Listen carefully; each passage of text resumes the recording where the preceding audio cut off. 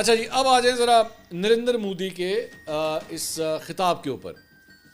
मुख्तलिफ पॉइंट्स हैं जो मैं रखना चाहूँगा। एक तो नरेंद्र मोदी जो है वो प्रॉम्प्टर से पढ़ रहा था।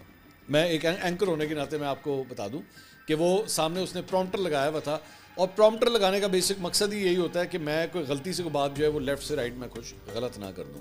तो ही वॉज़ वेरी मतलब शेकी अबाउट दिस थिंग कि कहीं मैं, जबकि बात तो ये होती ना, कोई चेहरे के ऊपर कोई मुस्कुराहट होनी चाहिए थी। भैया आप अगर इतनी फतह की बात कर रहे हैं तो आपकी 1 मिनट में बॉडी लैंग्वेज पता लग जाती है। आपके चेहरे पे मुस्कुराहट होनी चाहिए, आपके जो है वो एक फाते की शक्ल नज़र आनी चाहिए। मुझे एक फाते की नहीं बल्कि एक हारे हुए कमज़ोर जो है वो बाबे की शक्ल नज़र आई।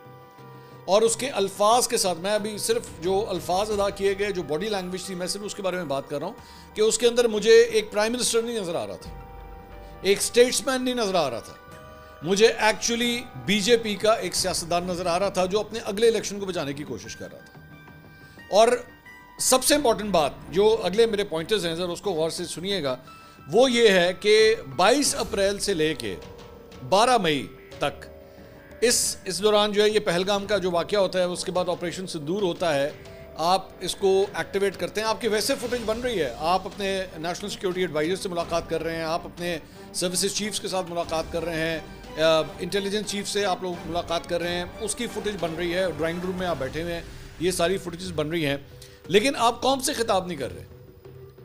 आपने सिर्फ बिहार के अंदर जो है एक स्पीच की जिसमें एक्चुअली आप गुफ्तगू कर रहे हैं, सिर्फ वो सामने आता है। अब जाके क्यों महसूस हुई ज़रूरत इसकी?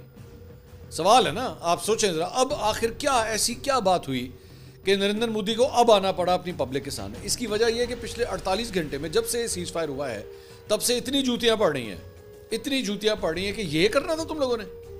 This is what you have to do. मतलब जिसको तुम लोग, चले मैं एक और एग्जांपल आपके सामने रख देता हूँ। ये जो जिसे कह रहे हैं ना जी, हमने बड़ा तीर मार लिया है, हमने जो है वो टेरर नेटवर्क, ये इसको लफ्ज़ इस्तेमाल करते हैं, टेरर नेटवर्क। अब ये टिपिकल एक डिप्लोमेटिक लैंग्वेज है कि जब आप बेसिकली दूसरी साइड के आपने जो है ना वो लोगों को कसूरवार ठहराना, तो आप उनको टेररिस्ट कहते हैं कि जी